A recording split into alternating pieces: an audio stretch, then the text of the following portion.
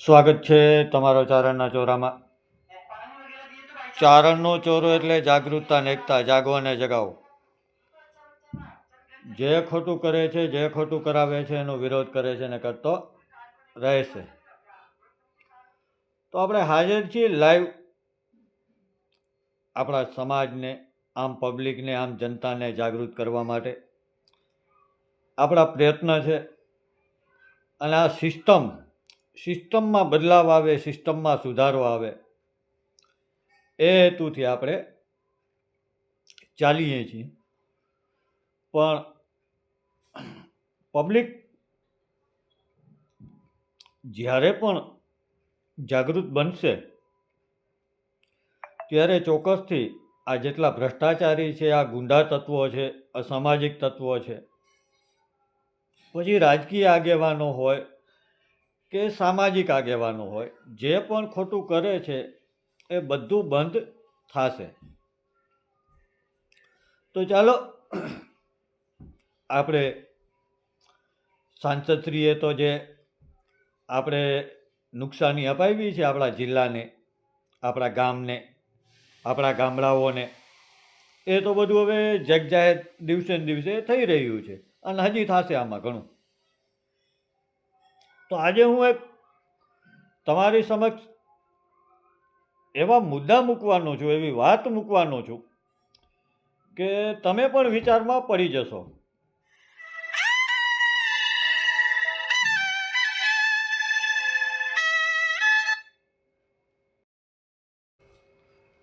કે તમે પણ આ વાત સાંભળી અને વિચારમાં ચોક્કસથી પડી જશો. કેમ કે તમારે બાંધકામ કરવું હોય તો ખાડા વિભાગની મંજૂરી લેવી પડે. પણ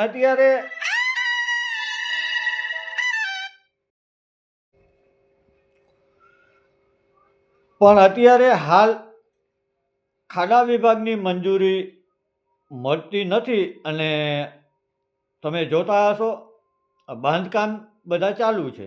તો આ એક વિચારવા જેવી વાત નથી કે બાંધકામની મંજૂરી મળતી નથી અત્યારે, તે છતાં ગામમાં અમારે જામખંભાળિયામાં બાંધકામ ચાલુ છે. બોલો, તો આ કાયદા મુજબ થઈ રહ્યું છે કે આ કાયદા વિરુદ્ધ કહેવાય?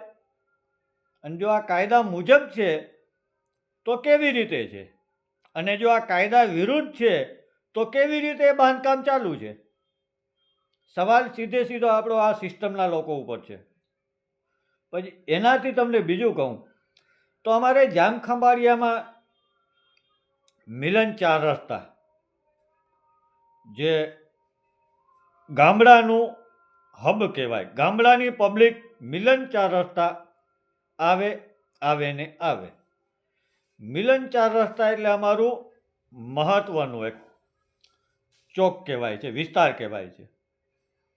હવે એનાથી આગળ આવો એટલે વિજય સિનેમા, તમે જોયું હશે. વિજય સિનેમાની સામે, જે વિજય સિનેમા છે એની સામે છે અમારે ભગવતી કમ્પાઉન્ડ. તો હવે એમાં મિત્રો એવું છે કે એ જગ્યા ઉદ્યોગના હેતુ માટે હતી, પણ ત્યાં અત્યારે દુકાનો બની ગયું છે, દુકાનો વેચાવા માંડ્યું છે, ઘણીઓ વેચાઈ ગયું છે, ઘણીઓ પડ્યું છે. પણ એનો વિચારવાની વાત એ છે કે મોરાની દુકાનો છે એના 60 લાખ 65 લાખ વગેરે વગેરે ભાવ છે. પછી એની અંદરની દુકાનો 15થી કરીને 25 સુધી કે એનાથી ઉપર નીચે થોડું ઘણું. તો આમાં લેવાવાળા લઈ લીધી છે દુકાનો, વેચવાવાળાએ વેચી દીધી છે. પણ એના જે દસ્તાવેજ હોય ને, એ અત્યારે તમે ત્યાં દુકાનોવાળો માલિકોને જઈને પૂછો કે ઓરિજિનલ આના દસ્તાવેજો ક્યાં, તો કદાચ તમને ત્યાંથી નહીં મળે. તો આના ઓરિજિનલ દસ્તાવેજો ક્યાં છે? આ વિચારવા જેવી વાત નથી. આજ તમે તમારી પ્રોપર્ટી ખરીદો અને જો તમારી પાસે ઓરિજિનલ દસ્તાવેજ એના ન હોય તો તમારી પ્રોપર્ટીનો અર્થ શું? આ મારી સાચી વાત છે કે ખોટી વાત છે? તમારી પ્રોપર્ટીના તમારી પાસે કાગળ નથી, આ તે કેવો કાયદો? હવે મને મળતી માહિતી પ્રમાણે દસ્તાવેજ બધા અહીંયા પ્રાંત કચેરીએ મામલતદાર કચેરીએ રાખે છે એ લોકો. તો આ અધિકારીઓ એ બધું જાણવા છતાં આ કેમ રોકતા નથી?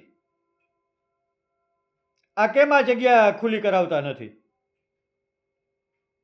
શું કારણ છે? હેતુફેર થઈ શકે એમ છે નહીં. જો હેતુફેર થઈ શકે એમ નથી તે છતાં આ મંજૂરી કોની આપી આ દુકાનોની? ત્યાં દુકાનો કોઈ હિસાબે કોઈ સંજોગે બની ન શકે તો આ દુકાનો અત્યારે કેવી રીતે ઊભી છે? તો આ ભૂલ કોની છે, પબ્લિકની કે સિસ્ટમની? આ ભૂલ સિસ્ટમની છે ને, તો સુધારે કોણ ભૂલ, સિસ્ટમ કે પબ્લિક? તો પછી કાયદો વ્યવસ્થા કોના માટે છે? પબ્લિક માટે જ છે. કાયદો વ્યવસ્થા બધું પબ્લિક માટે જ લાગુ પડે છે. તો આવા જે કૌભાંડો બધા કરીને બેઠા છે એના માટે કાંઈ કાયદો વ્યવસ્થા કાંઈ છે જ નહીં. તો આને આપણે શું કહેશી? લોકશાહી, રાજાશાહી કે તાનાશાહી? તો આ તો તાનાશાહી થયું ને. તો આ તાનાશાહી આટલી બધી થઈ રહી છે અને આપણા અધિકારીઓ બધા પગાર લીધે છે. પગાર તમને મોડો તો જડતો નથી ને. પગાર તમને જે મળે છે એ પબ્લિકના જ પૈસાનો છે. અને આ જે ભગવતીનું જે કહું છું એ ઉદ્યોગ માટે, એટલે કે પબ્લિકને કામ આવે, પબ્લિકને એમાં રોજગાર મળે, પબ્લિક માટેની આ બધું થાય એના માટે હતું. પણ અમુક લોકોએ ત્યાં ધંધો માંડ્યો અને ધંધો પોતાને કમાવા માટે, અને પબ્લિકને અત્યારે જે દુકાનો બધા લઈને બેઠા છે એ ધંધે લાગશે વહેલા મોડા, એ તો પાકું છે. એમાં તો હાલશે જ નહીં. એવા તો અહીં અમારે કંઈક કાંડ છે. તો હવે આ બધા કહેવાતા જે વેપારીઓ આમ પબ્લિકને આમ જનતાને હલવાડી અને પોતે અઢળક રૂપિયા કમાય છે અને પછી અધિકારીઓ બધા ફાઇલું એ લોકોને દસ્તાવેજ નથી દેતા. અત્યારે જો કે એના દસ્તાવેજ કદાચ મને સમાચાર થયા બંધ છે. તો આ સિસ્ટમના ધ્યાનમાં છે, પ્રશાસનના ધ્યાનમાં છે, તે છતાં ચાલવા દે છે. તો આ વાક હવે કોનું છે? સાંસદશ્રીનું, આપણા ધારાસભ્યનું, કે વિપક્ષનું, કે અન્ય કોઈનું? આ વાક આમાં કોનું કહેવાય? તો એ બધાનું ધ્યાન નથી અહીંયા. એ બધાનું જ્યાં ધ્યાન નથી તો શું કામીને નથી? શું એમાં ભાગ છે બધાનો કે એ લોકોને આમાંથી કમિશન મળે છે? આ એક વિચારવા જેવી વાત છે ને. આપણે આવીએ હવે કંપનીઓ ઉપર. તો કંપનીઓમાં એવું નિયમ છે કે જે તે વિસ્તારના લોકો હોય, સ્થાનીય હોય, ત્યાં જો મારી ભૂલ ન થતી હોય તો કદાચ 80-85% સ્થાનીય લોકોને કામ આપવું પડે કંપનીઓએ. આ કદાચ આપણો દેશનો કાયદો કહે છે. પણ તમે તમારી આજુબાજુની કંપનીઓમાં તમે તપાસ કરજો કે સ્થાનીય લોકો 80-85% કંપનીમાં કામ કરે છે? નહીં હોય. તો કંપનીઓને અમુક એવું હોય કે જે જ્યાંના આજુબાજુનો વિસ્તાર હોય, જ્યાંનું ગામ હોય, તેની અમુક પૂરતી સહાય ને આ તેને ઘણું આપવાનું હોય છે. આ કદાચ મારી ભૂલ ન થતી હોય તો. પણ ક્યાં એ બધું, ક્યાં પબ્લિકને કાંઈ એમાંથી મળે છે? કોલેજ, સ્કૂલ કે સામાજિક કોઈ સમાજ માટે કંઈ પણ, ગામ માટે કંઈ કંપની બનાવી આપે છે? તમે જોયું છે? નથી જોયું ને. તો આ બધો પૈસો ક્યાં જાય છે? આ કંપનીને તો આપવાનું જ હોય છે. તો આ બધું જાય છે ક્યાં? કોઈ રાજકીય આગેવાનો ખાઈ જાય છે? સમાજના આગેવાનો ખાઈ જાય છે? આ સીધો સવાલ ઊભો થાય ને. આપણે આપણા જિલ્લાની વાત કરીએ તો જામખંભાળિયા દ્વારકા જિલ્લાનું મેન મથક આ તમને બધાને ખબર છે ને? કંઈ એસપી કચેરી છે, કલેક્ટર કચેરી છે, જિલ્લા પંચાયત, તાલુકા પંચાયત, અહીંયા બધું છે. મેન ઓફિસો દ્વારકા જિલ્લાની બધી જામખંભાળિયામાં છે. પણ જામખંભાળિયામાં પબ્લિકને લગતી ઉપયોગ થતી જે સુવિધા હોય, નાના બાળકોને ઉપલબ્ધ થતી જે સુવિધા હોય, પછી સ્ટુડન્ટ આપણા દીકરા દીકરીઓ માટે અહીંયા તમે કોલેજ કે આ તે કે કંઈ જોયું છે ક્યાંય? એના માટે જમીન પણ ફાળવી હોય એવું ક્યાંય તમે સાંભળ્યું છે કે આગામી સમયમાં આગામી દિવસોમાં બનાવશે એવું સાંભળ્યું છે? નથી સાંભળ્યું ને? મેં નથી સાંભળ્યું, કદાચ તમે સાંભળ્યું હોય તો કહેજો. પછી આપણે સરકારી હોસ્પિટલ છે. હોસ્પિટલ કેવડું મોટું છે? સરકારી હોસ્પિટલ આપણું મોટું કેવડું છે? તો એમાં તમે જાઓ તો ડૉક્ટર પૂરતા છે નહીં, સુવિધા પૂરતી છે નહીં. તો આ ખાલી દવાખાનું આપણે જોવાનું જ, ખાલી જોવા જ જવાનું. અહીંયા તમે જાઓ તો તમને સીધી ચિઠ્ઠી કરી દઈએ, જામનગર જાઓ, જામનગર મેળ પડે તો ભલે, નકર ત્યાંથી ચિઠ્ઠી કરી દઈએ રાજકોટ જાઓ, ત્યાં મેળ પડવો હોય તો પડે, નકર કહી દઈએ અમદાવાદ જાઓ. તો હવે આમાં વિચારવાનું આપણે એ છે કે ડૉક્ટર સારા નથી આપણા ગુજરાતમાં, આપણા જિલ્લામાં. ત્યાં લોકોને અહીંથી ચિઠ્ઠી બનાવી દેવી પડે કે તમે જામનગર જાઓ, જામનગરવાળાને ચિઠ્ઠી બનાવી દેવી પડે કે રાજકોટ જાઓ, અમદાવાદ જાઓ. તો અહીંયા આપણી પાસે સુવિધા નથી. તો આપણી પાસે સુવિધા નથી તો શું કામીને નથી? તો એની જવાબદારી કોની છે? રાજકીય આગેવાનોની કે બીજા કોઈની? તો આ રાજકીય આગેવાનો બધા શું કરે છે? મજીરાજ વગાડે છે ને. આજે કરોડો અજબો રૂપિયાની ગૌચર જમીન ખાઈ જવી છે, કોઈનું પચાવી પાડવું છે, એ બધું કરવું છે. પણ પબ્લિકને જે દેવાનું છે એ દેવું નથી. કંપનીઓ પાસેથી ફંડ લેવો છે, કંપનીઓ જે પબ્લિકને આપવાનું હોય એ બધું ખાઈ જવું છે. પબ્લિક માટે કાંઈ ધ્યાન દેવું નથી. અને બધું ખાવું ખાવું ને ખાવું. આ પેટ આ બધાનું છે કેવડું? આ પેટ મને લાગે છે આ કુંભકરણથી મોટું હશે આ લોકોનું. રાવણથી કુંભકરણથી પેટાનું મોટું હશે ને. તે તો આ લોકોને પૂરું પડતું જ નથી. તો પછી આપણી આ સમાજની સેવાને સુરક્ષા ઉપર આ ઢોંગ સુકામીને કરે છે. આ ભાષણ કરવા આવે ત્યારે પૂછજો. હવે ક્યાંય પણ જાહેર સભા ભરાય, ભાષણ કરવા આવે અને ફાંકા ફોજદારી કરે ને એટલે સીધા પૂછજો કે તમે શું કર્યું છે અમારા ગામ માટે, અમારા ગામડા માટે. પૂછજો સીધે સીધા. આપણા નામ ઉપર આ પબ્લિકને ખાલી મૂર્ખ જ બનાવે છે, બીજું કાંઈ નથી આમાં. પછી આ બધા પક્ષનું હું તો કહું છું, કોઈ એક પક્ષનું નથી કહેતો, કે લૂંટ લૂંટ ને લૂંટ. તો આ બધા લૂંટી લૂંટીને શું કરશે ખબર? છેલ્લે એ લોકોને ભીડ પડશે એટલે વિદેશ ભાગી જશે.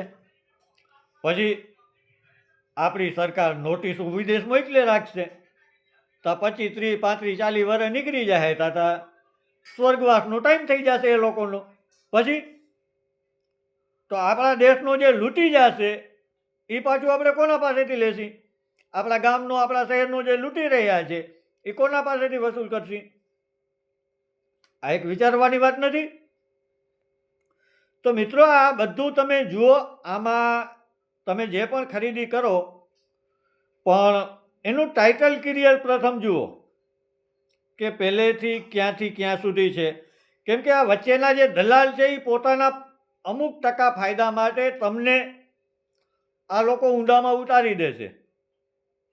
એટલે હું તમને આ બાબતે જાગૃત કરું છું કે ભાઈ તમે કાંઈ પણ ખરીદો તો પૂરેપૂરી ચોકસાઈથી, પૂરેપૂરી ખરાઈ કરી અને પછી ખરીદો. એમને એમ ન ખરીદતા. કેમ કે તમારો પૈસો તમારા હકનો છે, અધિકારનો છે, તમારા મહેનતનો છે. આ લોકોની જેમ તમે બધે બૂચ નહીં માર્યું હોય. આ લોકો તો ગમે ત્યાંથી ગમે તેમ કરી લેશે.